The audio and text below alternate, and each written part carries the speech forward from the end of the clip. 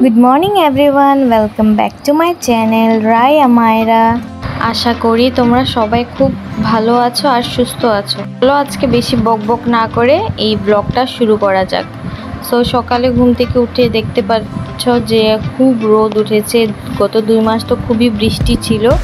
So আজকে দেখতে পারলাম খুব রোদ উঠেছে। সো আমি সকালে ঘুম থেকে উঠে ঘরটার ঝাড় দিয়ে ঘরটা মুছে নেব।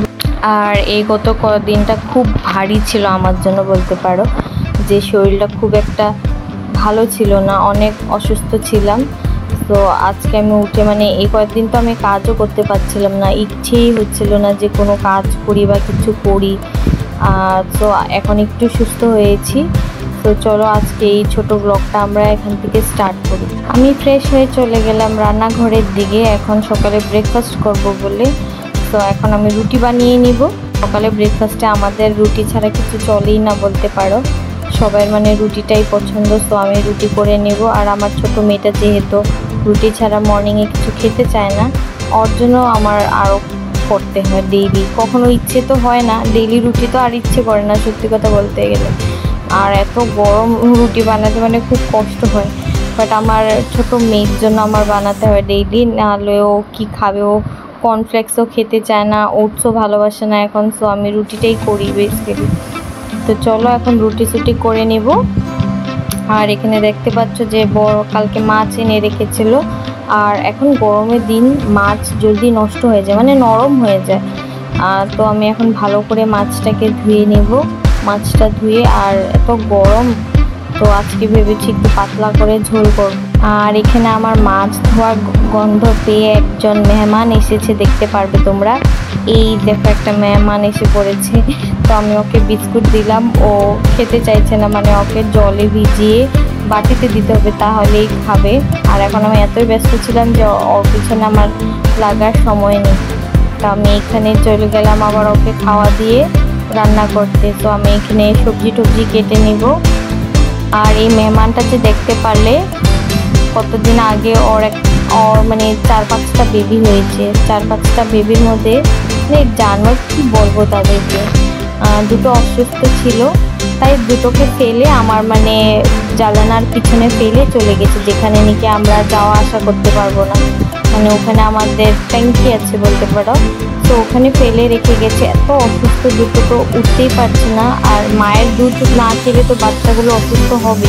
তার জন্যই তো বলে না, জানোয়ার আর মানুষের মধ্যে পার্থক্য। তো এটাই ছিল। আর এই ব্লগটা পুরো দেখতে থাকো, আমি বেবিগুলোকে দেখাবো তোমাদেরকে, সবার সাথে দেখাবো। আমার সত্যি কথা বলতে গেলে আমার একদম ভালো লাগে না ক্যাট, আমার পছন্দ হয় না। বাট হ্যাঁ, ওটা বেবি ছিল, তার জন্য আমার খুব মায়া লেগেছে যে এটা তো বেবি, আমারও তো বেবি আছে, আমি তো একটা মা। তো ওই বেবিগুলোকে তো এমনি না খেয়ে মরতে দিতে পারি না, যতটুকু পারি চেষ্টা করব। যেহেতু ভালোবাসি না আর কখনো করিও নি, তো জানি না যে কিভাবে করতে হয় বা কিভাবে কি করতে হয়। আর এখানে তোমাদের সাথে কথা বলতে বলতে আমার তরকারি রেডি। আর এখানে পাতা এনে রেখেছিল, তো আমি ভেবেছি এগুলো বেছে রেখে দিব ফ্রিজে। আজকে তো আর এটা রান্না হবে না, তো কালকে আর করব আমি রান্না।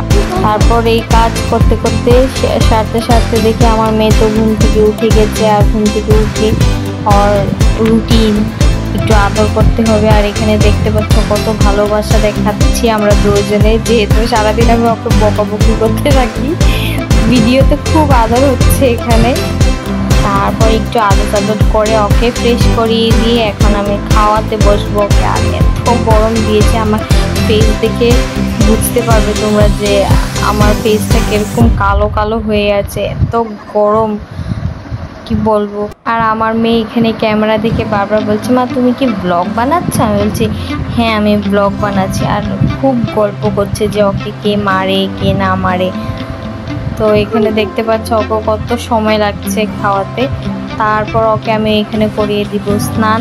আর এই সময়টাতে তুমি দেখতে পারবে সব থেকে খুশি আমার মেয়ের যদি হয়, আর এই টাইমটা সব থেকে খুশির টাইম। ও জলের আমি কলটা খুলতে পারি না, যে সময় নাই, ও আগেই জল নিয়ে বসে যাবে ওর এখানে। আর এখানে গামছাটা খুলে যাচ্ছিলো। আর যেহেতু ইউটিউব গাইডলাইন্সে লেখা আছে যে বেবিদেরকে একটুকু মানে তারা কাপড় একটুকু খোলা দেখতে পারবে না, মানে স্ট্রাইক লেগে যাবে। তো আমি খুব সাবধানে এই ব্লগটা করছিলাম, বারবার ভয় লাগছিল যে কাপড় যদি খুলে যায় তাহলে কি হবে, এই ব্লগটা আমার বেকার যাবে। আর দেখো এখানে কি হারে ও জল দিয়ে স্নান করছে, আর স্নান মানে স্নানের থেকে উঠানো যায় না ওকে, যে চলো বললে না ও তো কোনো মতেই যাবে না।